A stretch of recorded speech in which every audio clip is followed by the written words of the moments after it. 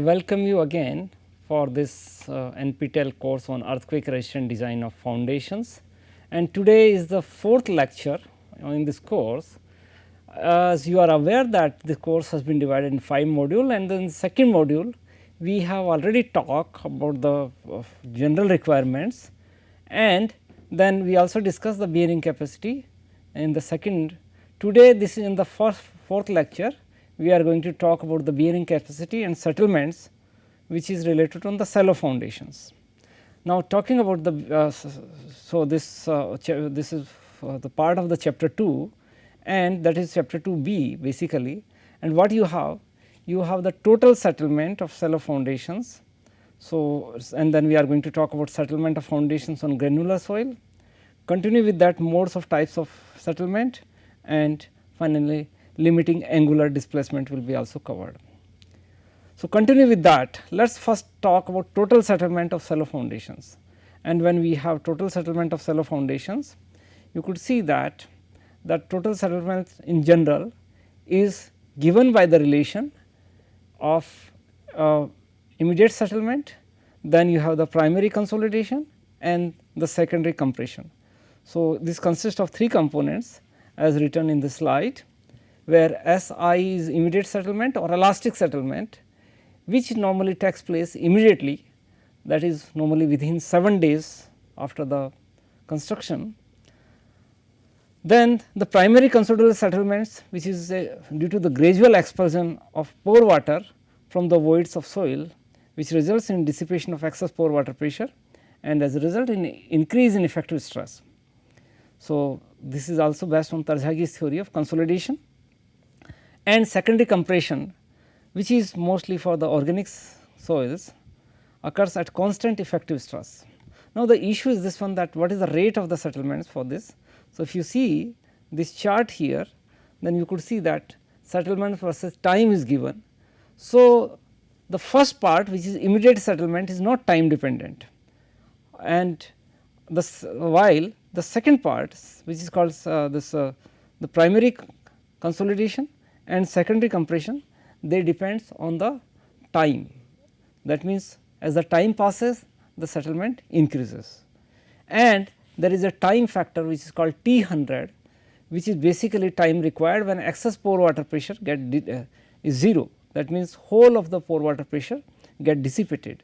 So, this is basically the settlement versus time chart for the shallow foundations. Continue with that. Now, the issue is this, which of the 3 components is more important. So, the answer is not simple, rather it depends on the type of soil. When you do have the granular soils, the immediate settlements accounts virtually for the entire settlement, but when we talk about inorganic clays, it is primary consolidation which accounts for most of the settlement, while for organic soils secondary compression accounts virtually for most of the settlement. So, depending on the type of soil, this which component will dominate will depends on the type of soil. So, when granular soils, it is elastic settlement or immediate settlement. Now, continue with that. When we say immediate settlement, that is for the important for granular soils, this can be worked out using the equation written here, which is you can see that Q into B, where Q is the surcharge coming the load from the top, and B is the width of the footing, while mu is the Poisson's ratio and E is Young's modulus. Then IF is an influence factor for settlement, which depends on the shape and rigidity of the foundation. So, we can work out the immediate settlement using this empirical relation.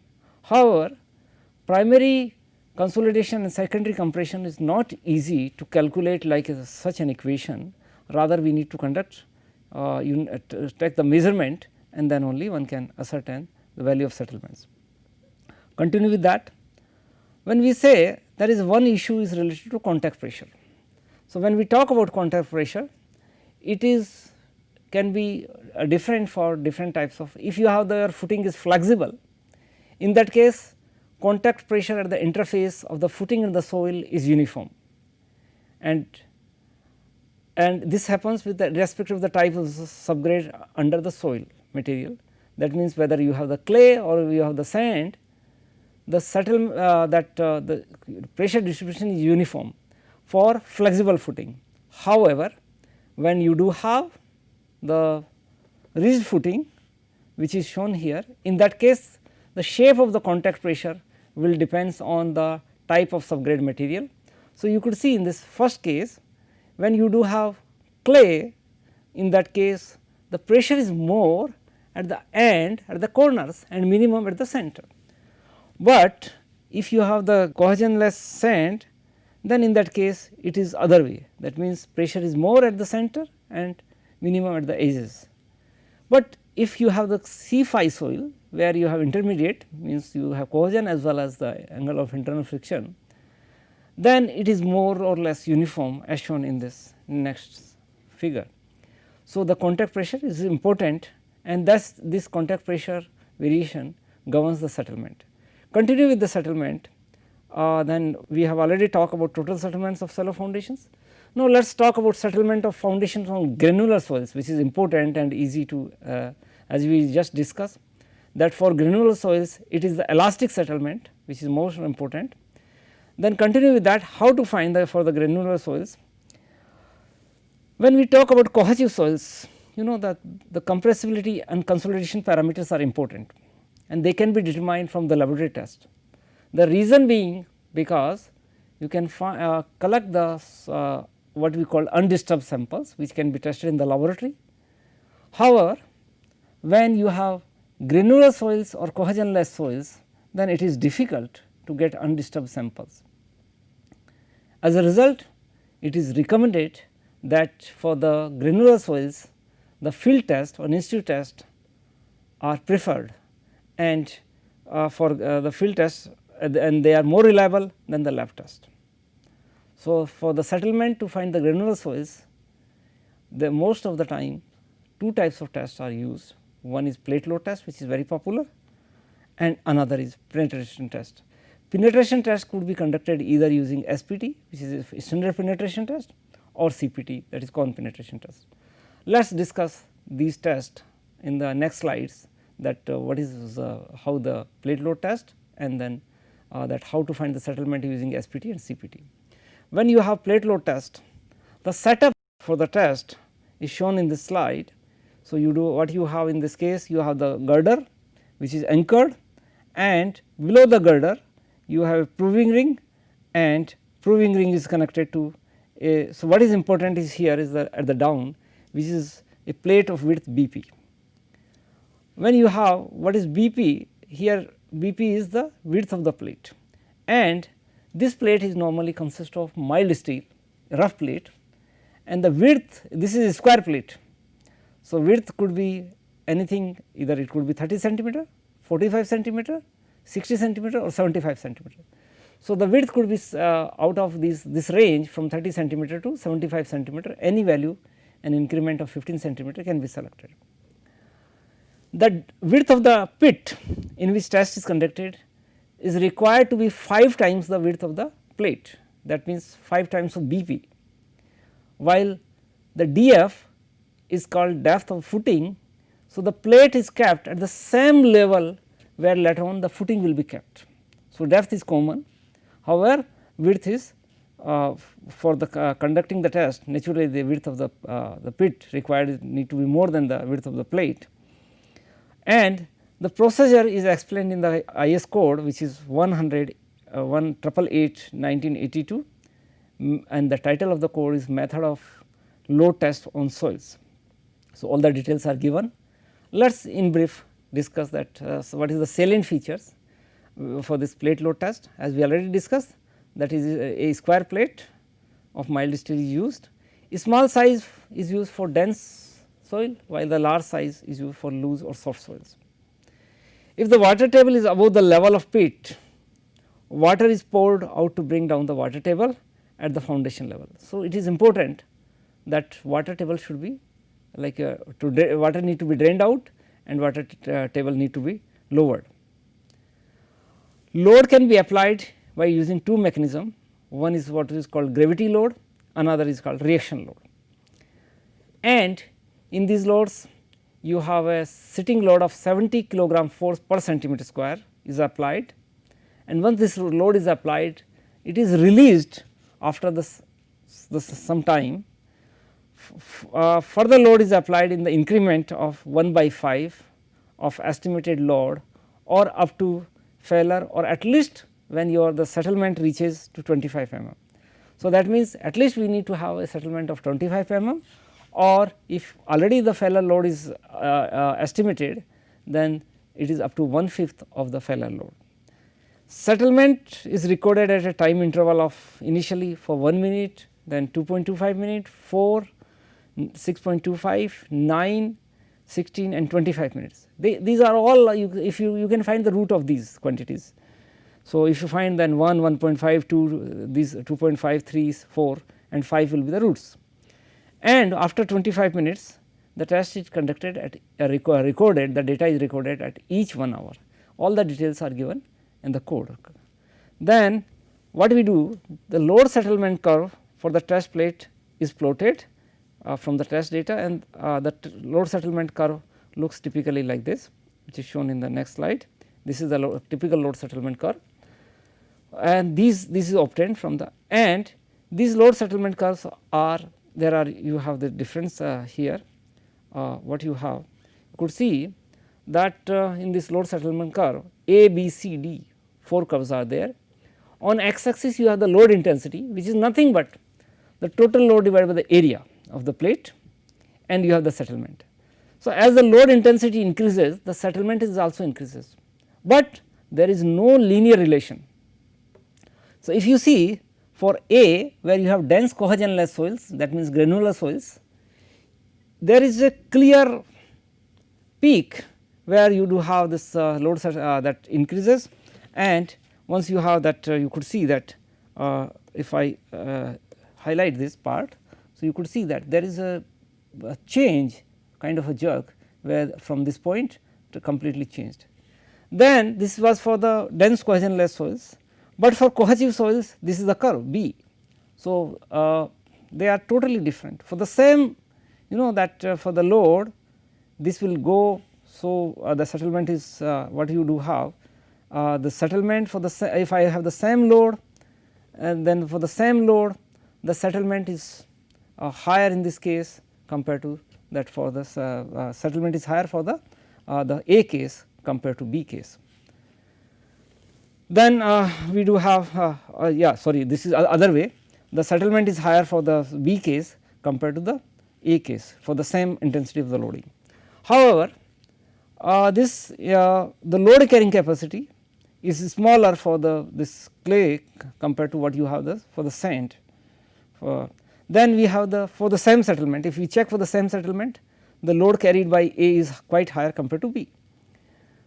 Then C and D are the intermediate case. C is for the partially cohesive soils and D is the loose to medium cohesion-less soils.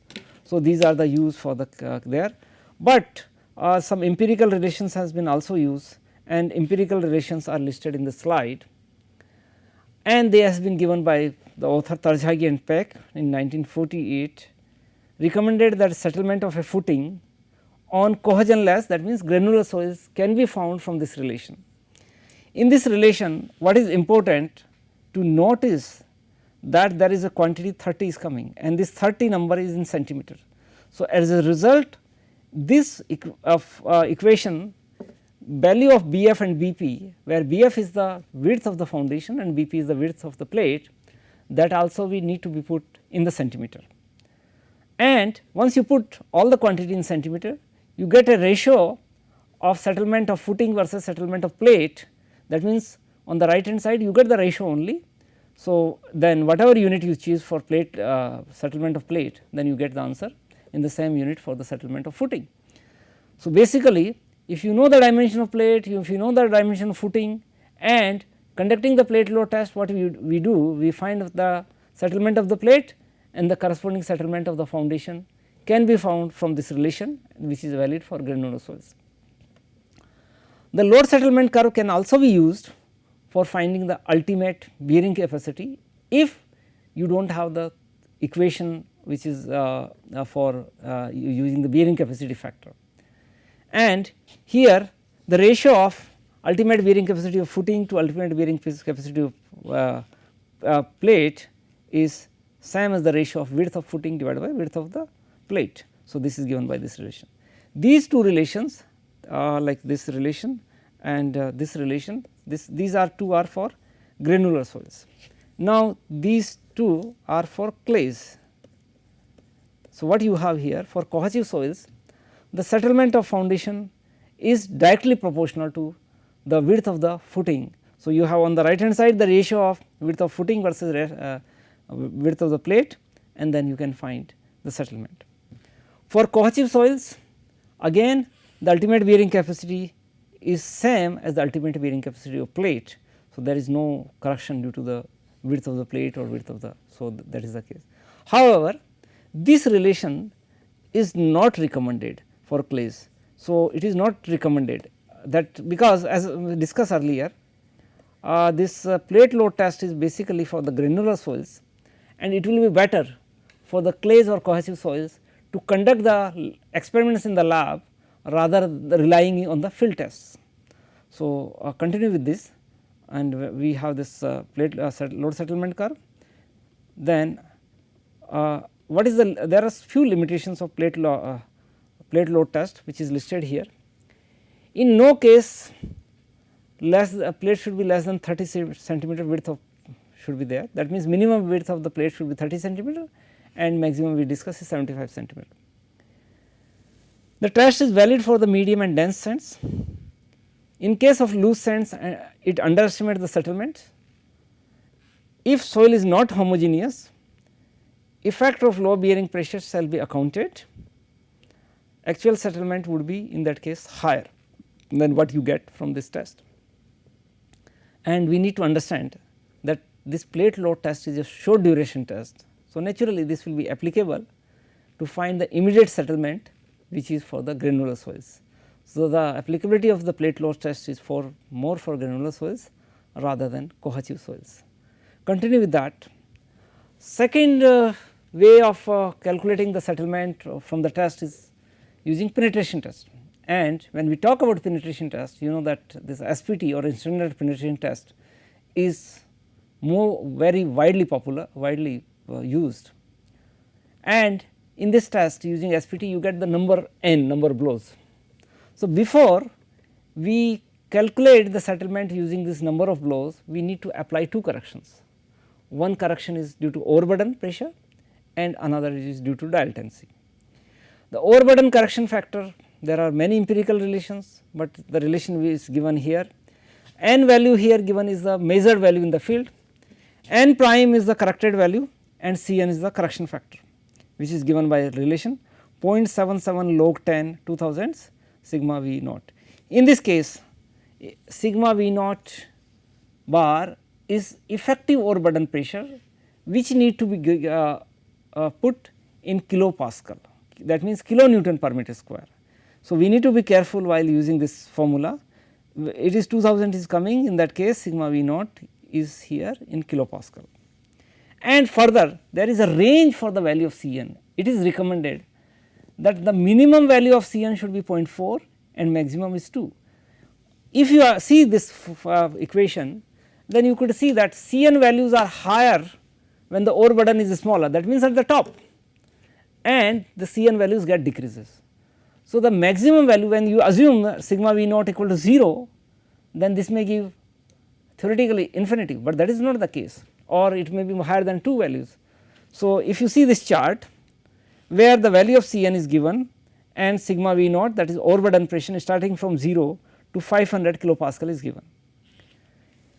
When you have at the ground level, your overburden pressure is almost 0, at that point the value of Cn is 2, while when you have at quite high depth. So, as the depth increases, overburden will increase.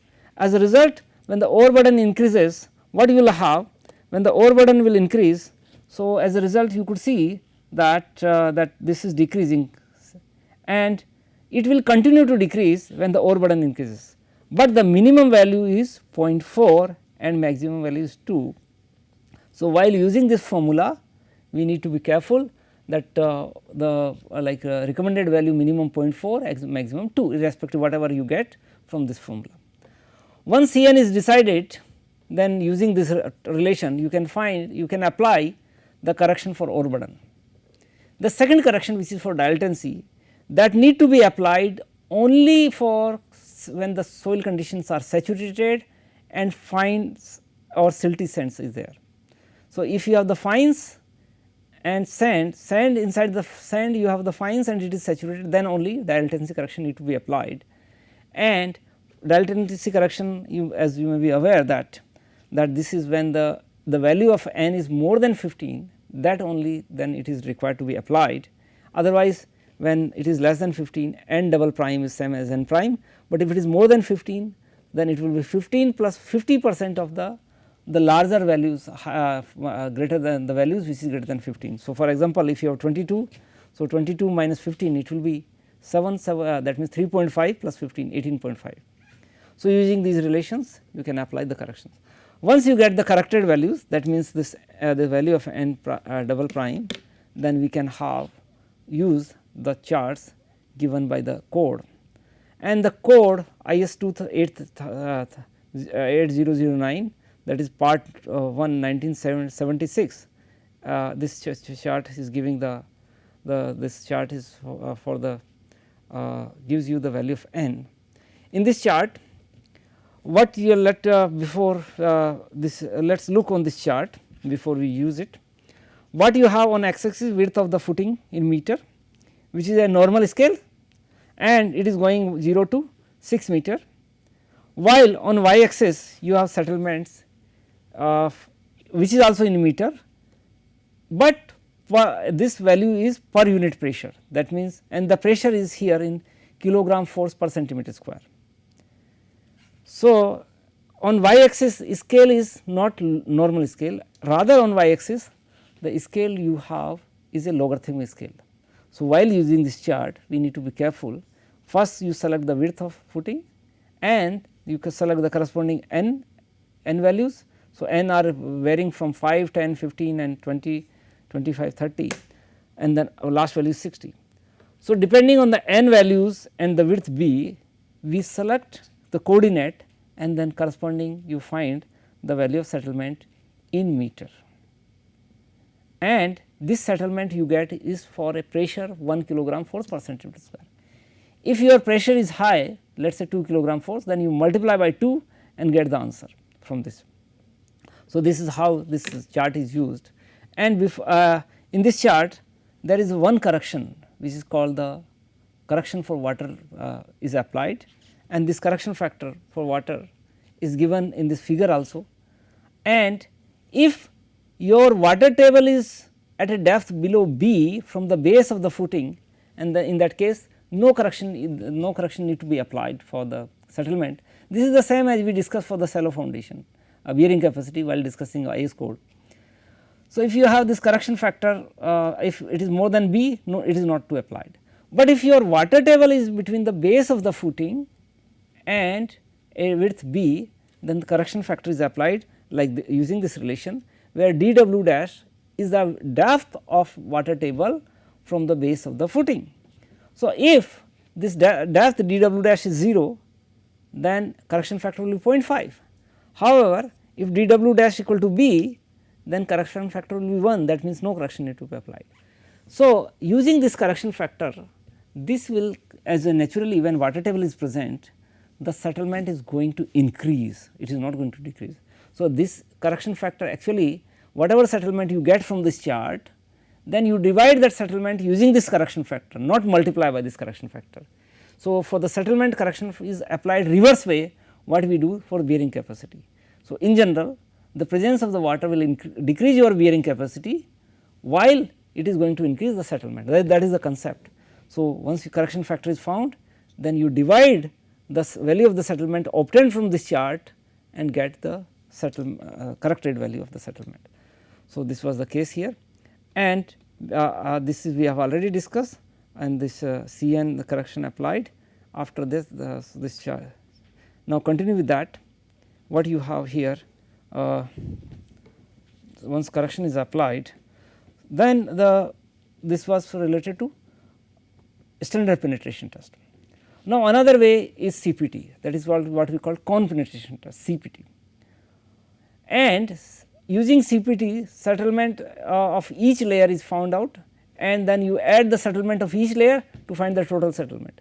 Settlement of a particular layer. So, what we do using CPT, in case of CPT, you divide your stratum into a number of layers, layer 1, layer 2, layer 3, layer 4, and then you have for different layers you obtained what is called QC.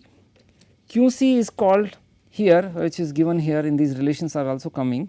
So, the QC is nothing but the QC is called cone penetration resistance, cone penetration resistance, that is the value which we find from CPT.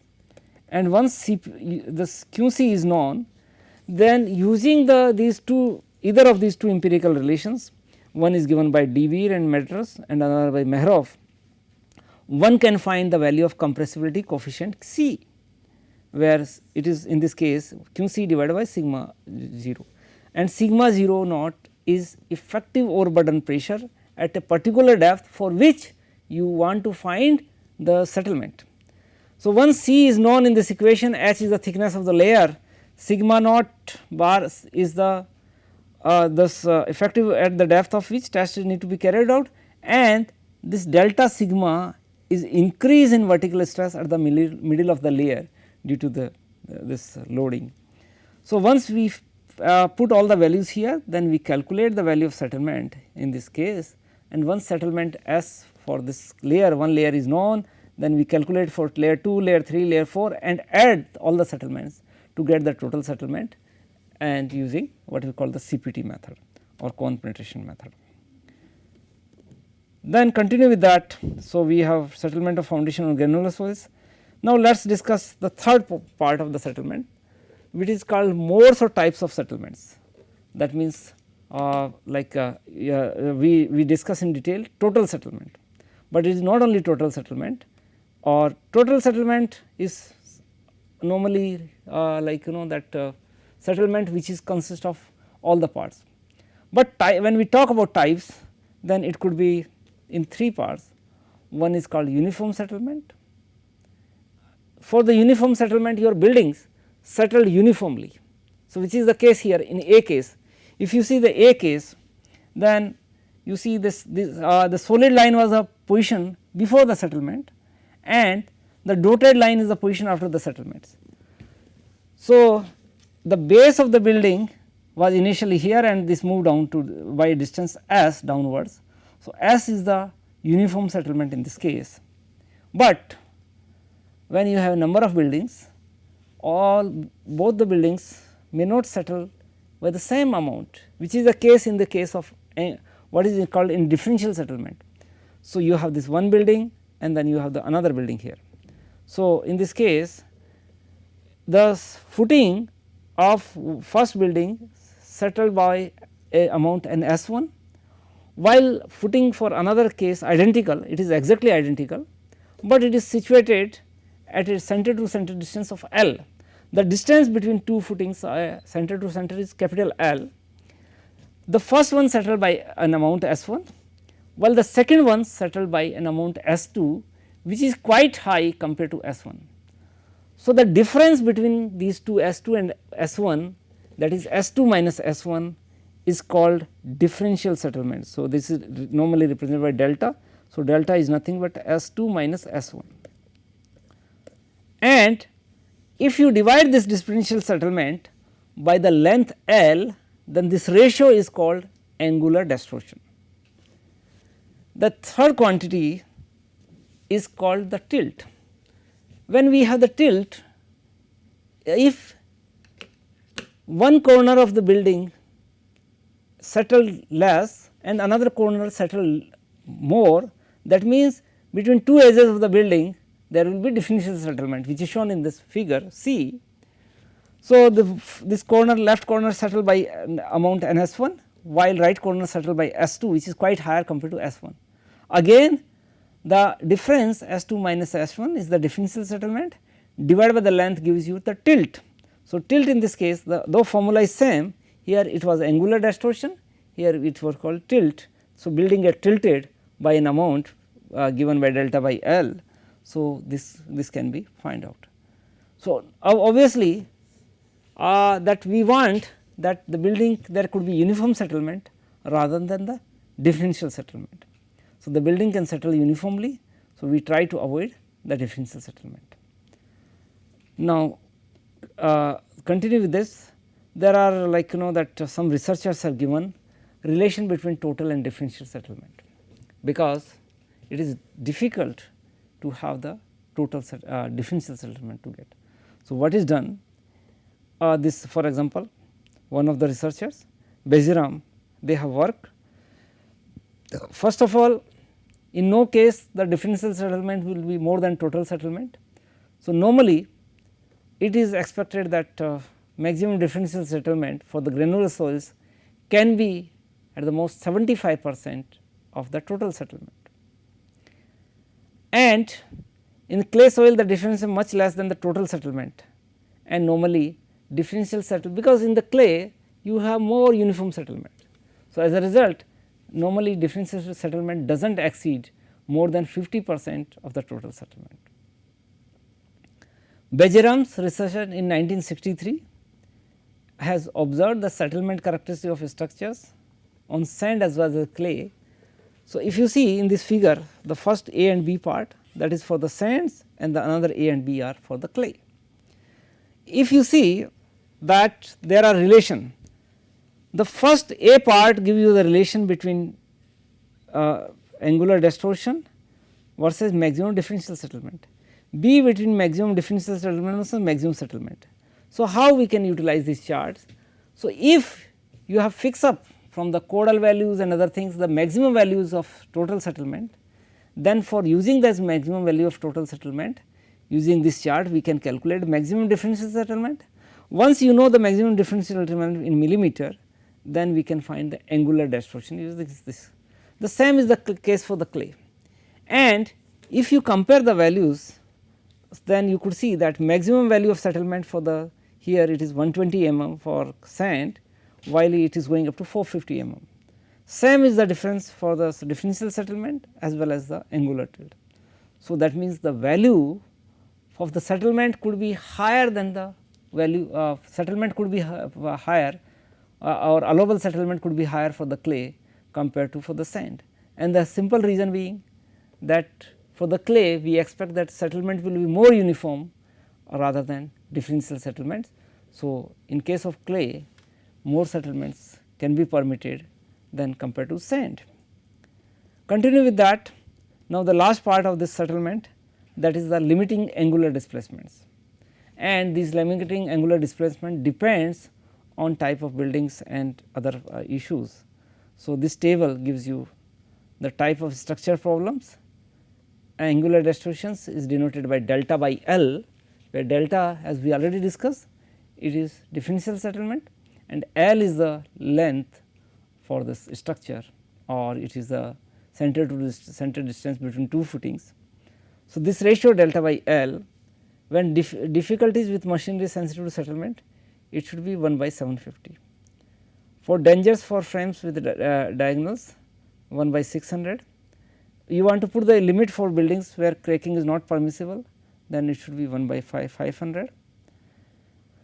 Limit where first cracking in panel wall is to be expected or difficulties, then it is 1 by 300, and limit where tilting of high risk building may become noticeable, 1 by 250, and then finally, if you have the considerable cracking in panel and brick walls, then safe limit is given is last is 150. So, as you go from down to up, then the angular distortion is increasing, or when you come from top to bottom of this table, then this is decreasing, because and accordingly the severity of the problem is increasing from top to bottom. So, thank you very much for, so this complete the settlement part, and in the next lecture we will talk about that some numerical examples on bearing capacity as well as the settlement. Thank you for your kind attention and patience.